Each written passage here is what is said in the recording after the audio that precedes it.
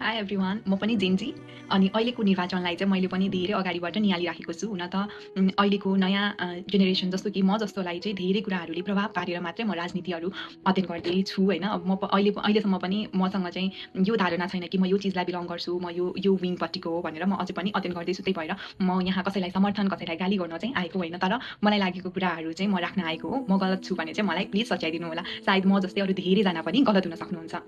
मलाई चाहिँ यो निर्वाचनको अगाडि चाहिँ केही कुराहरू राख्नु मन थियो, प्लस आफू प्रष्ट हुन मन थियो। अनि जसले पनि विगत केही वर्ष अगाडिदेखि मात्र पोलिटिक्सलाई फलो गर्दै हुनुहुन्छ, उहाँहरूले कसरी थिङ्क गर्नुहुन्छ होला भनेर चाहिँ मेरो भिडियोबाट पनि हजुरहरूले अलिअलि थाहा पाउन सक्नुहुन्छ होइन। हुन त म जस्तै सेम तरिकाले त सबैजनाले सोच्नु हुँदैन होला, तर सायद धेरै कुराहरू मिल्छ होला, किनभने हामी मिडियाबाट धेरै इन्फ्लुएन्स हुन्छौँ होइन। मिडियाले जे कुरा पनि देखायो हामी त्यही कुरालाई सत्य मान्छौँ। हामी कहिले पनि फरक ढङ्गबाट सोच्दैनौँ।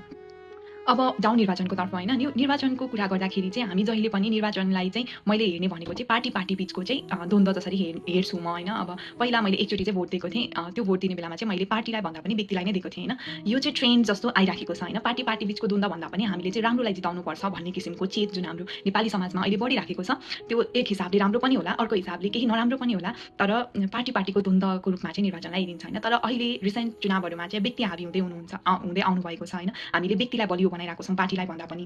तर लोकतन्त्रमा चाहिँ व्यक्ति भन्दा पनि पार्टीलाई बलियो बनाएर लग्यो भने चाहिँ पार्टीले चाहिँ सिस्टम निर्माण गर्ने हो। सिस्टम निर्माण भइसकेपछि एफिसियन्ट सिस्टमले चाहिँ जुन पार्टीको मान्छे आए पनि राम्रोसँग काम गर्छ भनेर हामीले चाहिँ सोच्न सक्छौँ कि एफिसियन्ट सिस्टम भइसकेपछि त्यहाँ त जो लगेर राखे पनि त सिस्टमले काम गर्ने भयो नि त, मान्छेले काम गर्ने भएन, त्यो भयो होइन। अनि अहिले जुन पनि नाराहरू आइरहेको छ होइन, अब की बार यो सरकार, अब की बार त्यो सरकार भन्दा पनि अब की बार चाहिँ जनताको सरकार होस् भन्ने चाहिँ सबैजनाको चाहना छ होइन।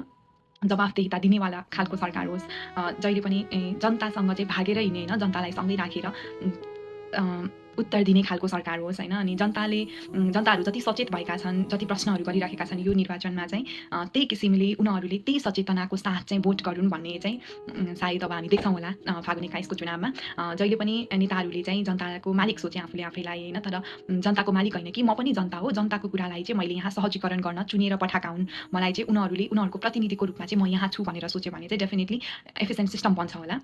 हामीले जहिले पनि नेपाली समाजमा चाहिँ कुनै व्यक्ति विशेषलाई कि त एकदमै भगवान जसरी माथि पुर्याइरहेको हुन्छौँ अथवा राक्षस जसरी तल पुर्याइरहेको हुन्छौँ होइन। एउटै मान्छे पनि हामीले देखेकै कालखण्डमा कतिचोटि माथि पुगे, कतिचोटि तल झरे होइन। अब धेरै उदाहरणहरू त दिनु पनि नपर्ला मैले। अनि मलाई चाहिँ त्यस्तो कुराहरू चाहिँ आफूले फिल गरेँ होइन। अनि हामीले चाहिँ अब जसलाई पनि चुनेर पठाउँछौँ उहाँहरूले चाहिँ मेरो एज अ विद्यार्थी अथवा मेरो एज अ जुन चाहिँ म करियरको पिक पोइन्टमा छु, अब यहाँबाट त मेरो करियर कता जाने भनेर छुटिन्छ होला, त्यस्तो मान्छेलाई चाहिँ मलाई अबको सरकारबाट चाहिँ यस्तो अपेक्षा छ कि जसले चाहिँ सिस्टम बनाओस्। जो मान्छे पुगे पनि त्यहाँ चाहिँ सिस्टम बन्यो भने चाहिँ जसको सरकार आयो पनि, जसको जे भए पनि, जो व्यक्ति चुनिएर गए पनि सायद हामीले राम्रो नेपालको चाहिँ सुनिश्चितता गर्न सक्छौँ होला। हामीले कुशासन भ्रष्टाचार विरुद्ध बोलिराख्नु पनि पर्दैन होला, सिस्टमले बोल्न सक्छ होइन। अहिले त सिस्टम नै हामीले बनाउनमा खै चुकिराखेको छौँ जस्तो लाग्यो। अनि अर्को कुरा भनेको चाहिँ यो जुन पनि संविधान च्यात्ने कुराहरू अथवा संविधान राख्ने कि फाल्ने कुराहरू जुनको कन्ट्रोभर्सीहरू आइरहेको थियो, यो कुरामा चाहिँ मलाई के लाग्छ भन्दाखेरि संविधानलाई चाहिँ परिमार्जन गर्दै लग्नुपर्छ हरेक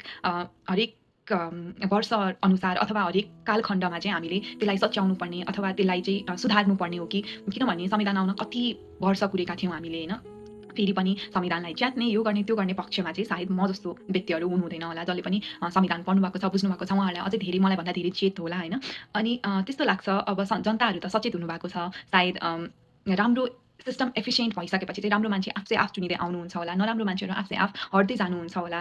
अबको जो पनि इलेक्टेड क्यान्डिडेटहरू जानुहुन्छ उहाँहरूले चाहिँ सिस्टम बनाउन जोड दिनुहोस्, बाटोघाटो भन्दा पनि होइन, बाटोघाटो बनाउने नीतिहरू लिएर आउनुहोस्, कसरी सहजीकरण गर्न सकिन्छ भनेर। जस्तो मैले नेपालमा काम गर्दाखेरि चाहिँ जहिले पनि मलाई लागेको चाहिँ अब असार मसान्ततिर मात्र सरकारले पैसाहरू भुक्तानी गरिरहेको हुन्छ, भन्दा धेरै पैसाहरू दिइरहेको हुन्छ होइन। अनि जुन एउटा अवधि छ पुसदेखि असारसम्मको अवधिमा मात्र विकास क्रमको चाहिँ हामीले खाकाहरूलाई एकदम धेरै तीव्र गतिमा विकास भएको जस्तो देखिरहेको हुन्छौँ कि त्यसमा चाहिँ जस्तो सरकारले चाहिँ एउटा नीति मेबी त्यस्तो छ होला कि जसले चाहिँ पैसा चाहिँ टाइममै दिएको छैन होला, त्यही भएर त हामी असारसम्म कुरिरहेको हुन्छौँ, असार मसान्तसम्म सबै भुक्तानी हुन्छ भनेर कुरिरहेको हुन्छौँ। त्यो भुक्तानीलाई चाहिँ चाँडो गर्यो भने चाहिँ धेरै समस्याहरू यत्तिकै समाधान हुन्छन् जस्तो लाग्छ। अनि त्यो कुराहरू भन्न आएको हो। म कति कुराहरूमा रङ छु भने चाहिँ मलाई करेक्ट गरेर तल कमेन्ट सेक्सनमा राखिदिनु होला। अनि thank you so much for listening. Video एकदम लामो भएको रहेछ। अनि त्यसपछि मलाई चाहिँ चुनावको अगाडि चाहिँ यो कुराहरू राख्न मन थियो। अनि एकदमै राम्रो जसले चाहिँ सिस्टम बनाउँछ जस्तो लाग्छ उहाँहरूलाई भोट दिनु होला। हजुरहरू एकदम धेरै सचेत हुनुहुन्छ, त्यो त हामीले भन्नै पर्दैन। हजुरले कति धेरै प्रश्नहरू गरिरहनु भएको छ, प्रश्न गर्न चाहिँ नछोड्नु होला। जस्तो नै मान्छे जानुभएको छ भने पनि, जो नै व्यक्ति हुनुभएको छ भने पनि उहाँहरू हाम्रो सहजकर्ताको रूपमा जानुभएको हो। उहाँहरूले गल्ती गर्ने छुट त छैन, तर गल्ती गर्नुभयो भने चाहिँ हजुरहरूले औँला उठाउन नबिर्सिनु होला। लोकतन्त्र भनेको चाहिँ सबैजनाको आवाजलाई चाहिँ सुनिनु पर्यो। सबैजना व्यक्तिहरूमा सीमितता हुन्छ, तर त्यो सीमिततालाई पनि राखेर चाहिँ हामीले चाहिँ व्यक्तिलाई भन्दा पनि पार्टी अथवा सिस्टमलाई चाहिँ अलिकति ध्यान दियौँ भने चाहिँ पक्कै पनि देश चाहिँ एकदम धेरै विकासको निर्माणतर्फ अगाडि बढ्छ होला।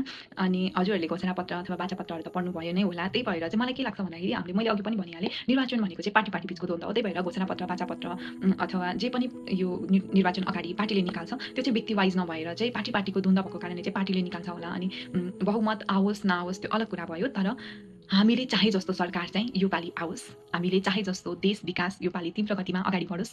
हामी सबैजनालाई शुभकामना। चुनाव राम्रोसँग सुशासन सहित अनि शान्तिपूर्ण रूपमा सम्पन्न होस्। हजुरहरूले जस्तोसुकै चिज गरे पनि त्यो चाहिँ सबैजनाले स्वीकार गर्नै पर्छ। जनताले चुनेर पठाएकोलाई चाहिँ कसैले पनि मान्दिन भन्न पाइँदैन। त्यसैले हजुर सबैजनालाई फागुन 21 को चुनावमा चाहिँ सहभागी हुनुहोला। सबैजनाले जसले सिस्टम बनाउँछ जस्तो लाग्छ उहाँहरूलाई भोट दिनुहोला। अनि मैले केही कुराहरू गल्ती गरेको छु भने चाहिँ मलाई सच्याइदिनु होला। धन्यवाद।